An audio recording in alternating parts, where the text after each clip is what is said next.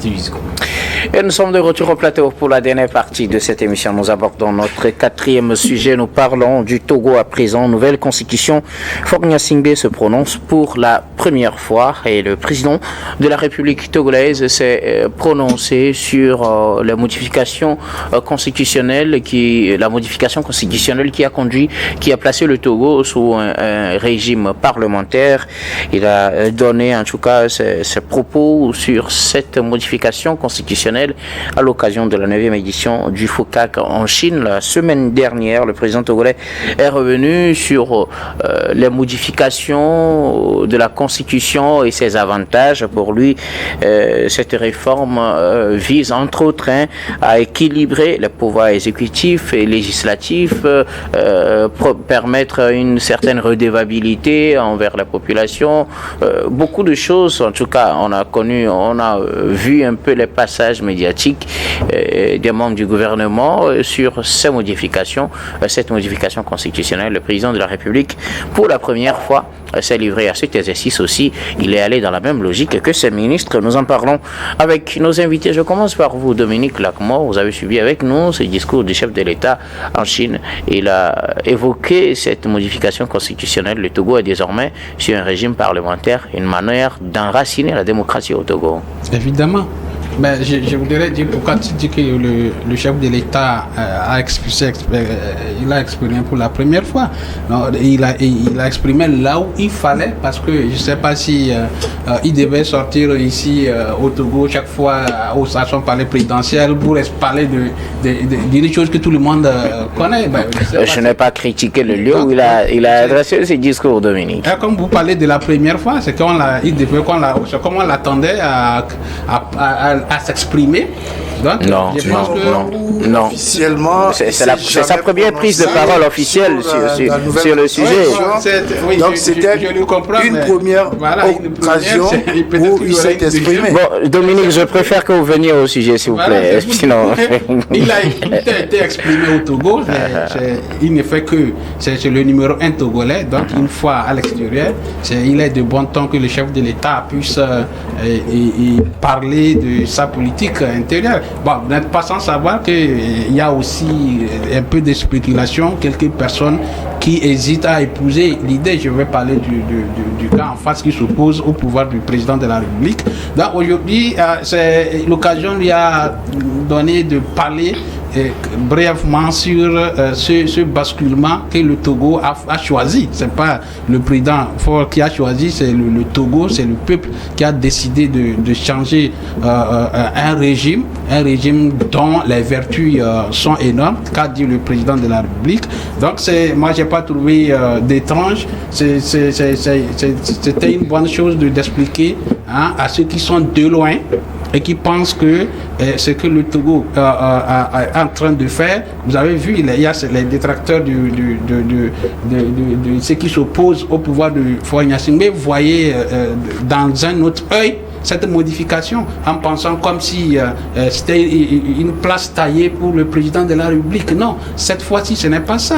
Donc c'est comme il l'a dit, enraciner la démocratie, c'est aller plus profond, amener la démocratie.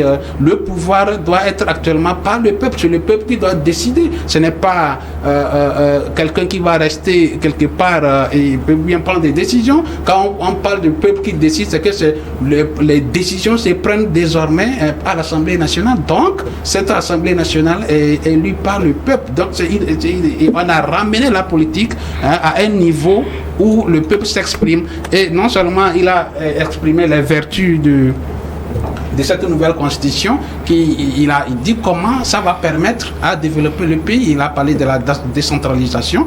Maintenant, il faut essayer pour asseoir cette décentralisation. Nous avons vu avec la nomination de ce nouveau gouvernement, on a nommé des gouverneurs.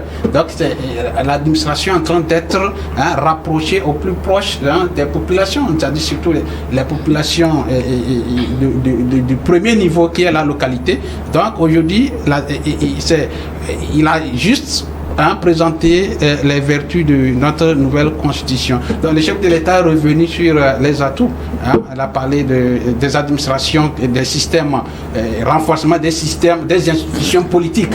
D'accord? Renforcement des systèmes politiques. Et il y a aussi l'économie, l'inclusion financière. Il a parlé de beaucoup de choses dans son discours que tout le peuple connaît. C'est par rapport à ces vertus que le peuple togolais a décidé de faire ce choix en allant vers le changement du régime. Donc, il n'a fait que reprendre, exprimer aux étrangers, moi je les appelle aux étrangers, ceux qui sont étrangers à notre pays, leur expliquer pourquoi les Togolais ont fait ce choix en allant vers un système parlementaire. Voilà tout simplement ce que je peux dire. La critique portée, c'est que le passage de la 4e à la 5e République. De la 4e à la 5e République ne s'est pas fait par référendum. Toutefois, mais ça s'est passé à l'Assemblée nationale. Il y a une loi qui dit quand même que les députés au 4/5e peuvent modifier la Constitution. Mais et quand tu dis le peuple, ça donne comme l'impression que c'est à la suite d'un référendum. Oui, non. C'est vrai que la parole vous reviendra tout à l'heure, s'il vous plaît. Permettez qu'il termine. Tu parlais de ceux qui contestent la 5e République. Et donc, ils ont aussi des arguments. Et donc, le président s'est prononcé sur ce que lui aussi pense être une nouvelle constitution qu'il a d'ailleurs promulguée. Voilà. Oui, mais je pense que c'est vrai, tu as essayé d'aller pourquoi je parle du peuple, mais ceux qui pensent que ce n'est pas le peuple, ils n'ont rien compris de la démocratie.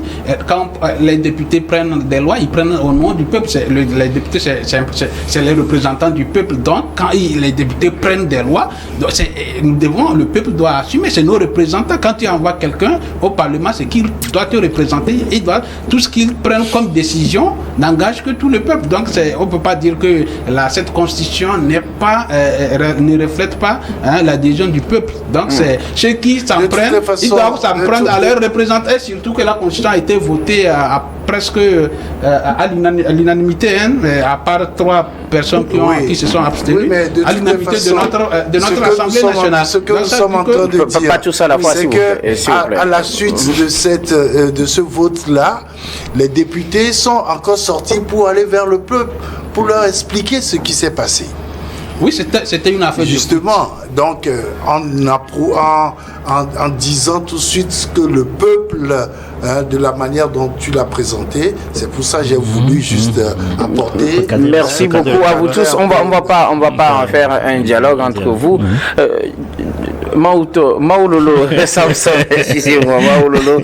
Alors, le président de la République s'est prononcé pour la première fois officiellement sur ce changement constitutionnel. Je rappelle que c'est sa première prise de parole officielle, même si ça ne plaît pas à Dominique Lacmont. C'est sa première prise de parole officielle sur la question. Il a fait en Chine. Oui, moi, personnellement, j'aurais aimé que cet exercice de pédagogie se fasse sur un média local. Qu'on sache que c'est au peuple togolais qui s'adresse, parce que lorsque la tension était forte au niveau il ne s'adressait pas au peuple togolais. Mais justement, le peuple togolais aurait aimé l'écouter sur cette question si sensible, parce que c'est quand même l'avenir du pays qui se joue à travers cette réforme constitutionnelle. Ce que moi je retiens du discours, c'est qu'il y a, vous savez, quand vous lisez parfois les rapports de la Banque mondiale, de la FMI, on vous parlera de la faiblesse du contrat social dans nos pays africains. C'est-à-dire que les dirigeants semblent vivre une réalité que les populations ne vivent pas.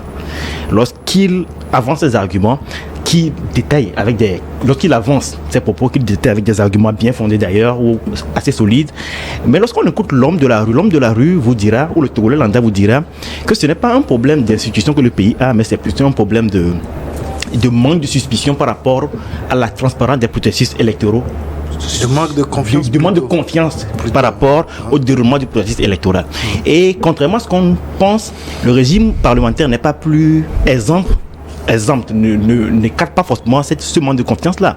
Je vais donner comme exemple l'Éthiopie, qui est un pays à régime parlementaire depuis longtemps, mais qui a connu des très violentes répressions en 2005. On n'en a pas assez parlé parce qu'à l'époque, les regards étaient tournés vers le Togo.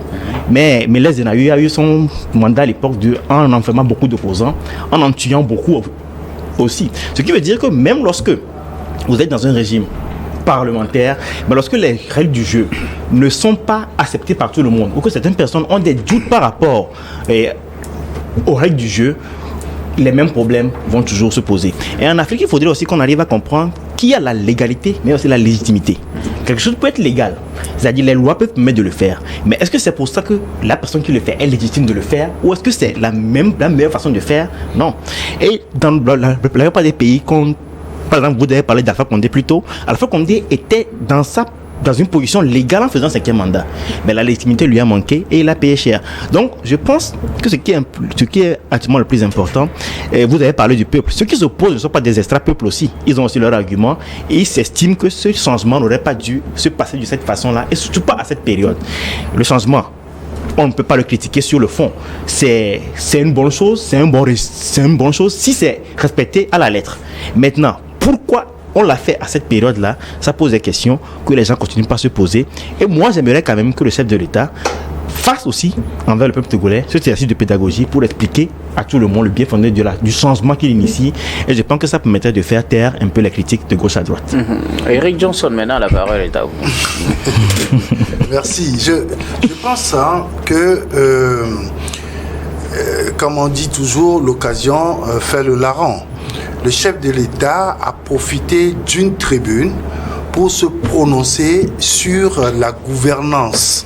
Et donc, parlant de la gouvernance, il ne peut pas parler, puisque l'occasion lui a été donnée de parler au nom des pays africains, il ne peut pas parler et ne pas donner l'exemple de son pays. Et donc, pour parler de la gouvernance, le chef de l'État a fait bien de dire, nous, voilà où nous en sommes avec la gouvernance. Et c'est dans cette perspective-là qu'il a essayé d'expliquer pourquoi on est passé d'un régime présidentiel à un régime parlementaire. Et donc, pour montrer à ses interlocuteurs ou à ceux qui l'écoutaient, quand même que le régime parlementaire a des avantages certains, il a essayé de sortir tout ce que, selon lui, est très important dans le régime parlementaire pour donner leurs avantages. Et donc, je pense que l'exercice que mon collègue est en train de demander au chef de l'État, je pense qu'il le fera. D'accord. Et tout simplement parce que, vous savez, il est aujourd'hui le garant des institutions de la République. Lorsqu'il y a une situation comme telle, il doit toujours être au-dessus de la mêlée et ne pas donner du crédit à ce qu'un camp dit ou à ce que l'autre camp ne dit pas. Et donc, il est obligé de prendre son recul et de trouver quand même le moment opportun pour pouvoir se prononcer sur des questions d'ordre général et de politique nationale. Je crois que il y a un gouvernement qui vient d'être mis en place pour, disons, 10 mois à peu près. Et donc, pendant ce temps, les institutions de la République, de la 5e République, se mettront en place. Et à la fin, on aura un nouveau Premier ministre, enfin, un président du Conseil, et un nouveau président de la République. Maintenant, toutes les critiques vont dans le sens où les gens se disent le président du Conseil, puisque son mandat n'est pas limité, tant qu'il sera toujours le président ou chef du parti majoritaire, et donc les gens se demandent si c'est pas Fogna Sibé qui sera ce président du Conseil. Et maintenant, surtout que c'est lui qui a la plénitude du pouvoir. Voilà. Et à la fin, qui sera président de la République? En tout cas, c'est la grande interrogation. Je pense magnifique, que dans quelques mois, on sera situé. Hein. Peut-être vous, Eric. Peut-être Eric. Je sais pas pourquoi. Oui. En fait, moi, c'est-à-dire que la spéculation sur le président de la République doit parler au Togolais ou non, là, moi, le problème n'est pas là. On a pris tout le temps expliquer, vous avez bien fait de rappeler ça, qu'il y a eu des députés qui sont allés à rencontre de la population pour leur expliquer comment, quelles sont les vertus de la nouvelle constitution. Et c'est bien avant les élections que je pense que la constitution a été promulguée après les élections. Oui, Je pense bien. Et ceux qui sont actuellement en train, entre guillemets, en train de contredire ou bien de s'opposer à la nouvelle constitution, d'autres ont utilisé ça pour faire les campagnes électorales. Si vous laissez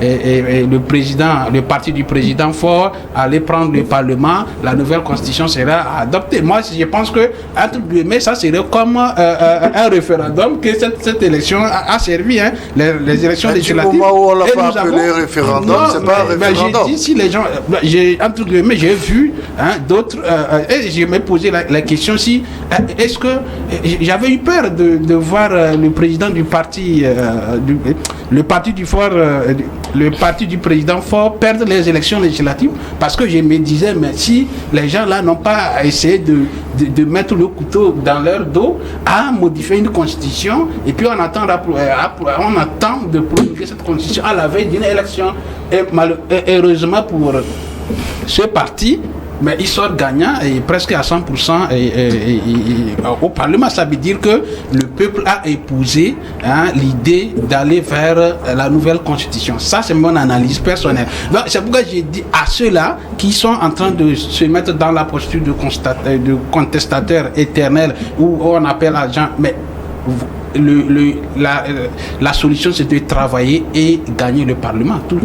C'est simplement facile. Si on prétend être président de la République, c'est qu'on prétend également être député d'une circonscription. Donc à ces personnes qui puissent faire un bon travail et asseoir leur électorat et prendre le Parlement. Donc ce n'est pas une constitution taillée sur mesure. Demain, mais un parti politique peut venir prendre le Parlement et ils vont élire leur président de la République, ils vont désigner leur président du Conseil. Donc je ne vois pas en quoi la nouvelle constitution peut faire peur à un politicien. C'est de travailler, c'est tout. Eric Johnson? Non, je pense que c'est vrai. Quand on est politicien, il faut se dire toujours que mon temps viendra, parce que en réalité, un parti politique a pour objet le pouvoir.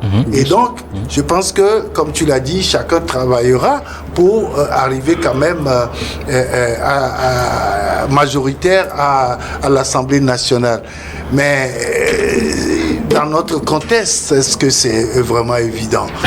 Oui, parce que tout porte à croire que les partis politiques d'opposition sont en train de disparaître, parce que ces partis refusent de rester à l'Assemblée nationale, refusent de participer au dialogue, et donc, par conséquent, on ne sait pas si aux prochaines élections, ils y seront. Et donc, dans notre contexte-là, est-ce que c'est la question qu'on se pose. Et c'est une question légitime. Parce que vous ne pouvez pas faire la politique de la chaise vide partout. Vous refusez de siéger à l'Assemblée nationale. Vous refusez de participer à un cadre de dialogue. Or, si vous n'êtes pas à l'Assemblée nationale, on vous donne une place quelque part. C'est là où vous pourrez aussi participer au débat politique. Parce que moi, je dis, unir à 98 députés à l'Assemblée nationale contre 5 pour l'opposition. Donc, est-ce qu'il y aura forcément des débats de fond à l'Assemblée nationale pour légiférer? Et donc, si tel n'est pas le cas, il faut que le débat sorte de l'Assemblée nationale pour que tout le monde puisse y participer. Maintenant, s'il y a un cadre que les gens refusent, également de participer à ce cadre-là, je ne sais pas comment ça va être. Alors, oui, Samson, quelque chose à ajouter Pour revenir un peu sur ce qu'a dit le grand frère Eric, je pense que l'opposition togolaise doit aller un peu à l'école de la réelle politique. Je pense qu'actuellement, continuer de ne pas s'opposer à cette constitution, même s'ils ont le droit de le faire, c'est-à-dire même dans les démocraties très avancées, il y a des gens qui s'opposent un peu même à la forme d'existence même de l'État. Maintenant, qu'ils continuent par le faire, ils peuvent le faire, mais je ne pense pas que ça aura les fruits escomptés. Je pense qu'ils doivent aller à l'école de la réelle politique et faire avec ce qu'ils ont pour avoir ce qu'ils n'ont pas. Merci beaucoup à vous tous. Nous arrivons pratiquement à la fin de ce numéro de Regards croisés, mais avant de nous séparer, notre habituel dernier tour de table, ce sera pour vos mots de fin sur un sujet de votre choix. Je commence par vous, Dominique Lacmon. Oui, comme je le disais au début de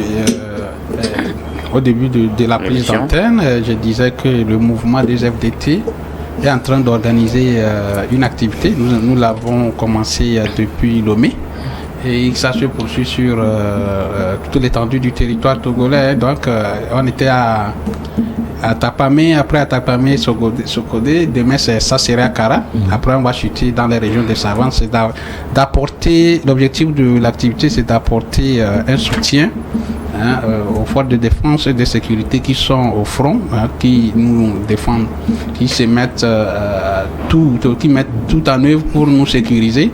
Donc des fois il peut arriver qu'il y a des blessés des blessés au cours au cours de l'exercice de leur fonction et qu'on arrive qu'il y a manque du sang.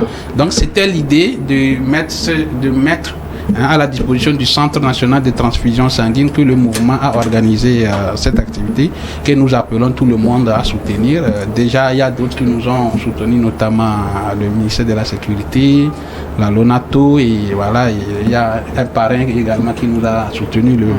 Je peux parler d'Akaya Moïse, donc que les autres emboîtent le pas pour que l'activité puisse vraiment donner de bons résultats, parce que donner du sang encore, c'est sauver une vie. Merci beaucoup à vous, plein succès donc à vos activités. Dominique Lacmon, vous êtes analyste politique, et secrétaire général et porte-parole du mouvement Foi en la force du Togo 2FDT. Merci d'être passé sur ce plateau. C'est un réel plaisir.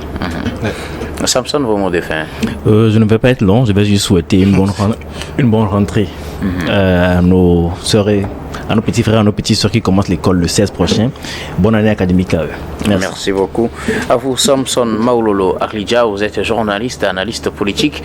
Merci d'être passé sur ce plateau. Merci, le plaisir était mien. Eric Johnson, vos mots de fin.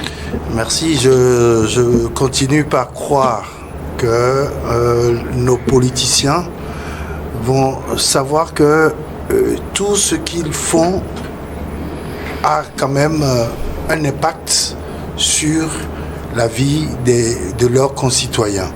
Par conséquent, lorsque il n'y a pas de discussion, il n'y a pas de dialogue, il n'y a pas de rapprochement entre eux, ça agit, ça affecte les populations. Donc je pense que même si on ne peut jamais être d'accord tous sur, on ne peut jamais être sur le même diapason. Et donc, il faut véritablement qu'il y ait un dialogue, qu'il y ait un cadre de discussion pour que les choses puissent aller mieux pour tous les citoyens que nous sommes. Merci beaucoup à vous. Eric Johnson, vous êtes journaliste, directeur de publication du journal L'Union. Merci d'être passé sur ce plateau. Nous disons également merci à toutes les équipes techniques et rédactionnelles qui nous ont aidés à préparer et à présenter cette émission. Nous disons merci à Clesson Pignanga à la réalisation, à Gaston Afamou Prudence Makoui à la diffusion, à Stéphane Kouonou à la caméra. Surtout merci à vous, très chers téléspectateurs, de nous avoir suivis. C'est la fin de ce numéro de Regards croisés et de toute la présentation de cette semaine. Je vous retrouve la semaine prochaine avec le même plaisir pour d'autres numéros.